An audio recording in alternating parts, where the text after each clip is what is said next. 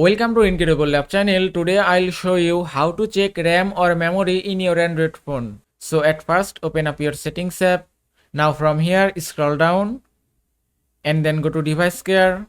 From here go to memory and give it a moment. Now from here you can check your memory details. You can check your RAM or memory from here. Now here you can see in my phone total RAM or memory is 4 GB. And used RAM or memory is 2.1 GB. Also available RAM or memory is 1.5 GB. You can also check your reserve RAM or memory from here.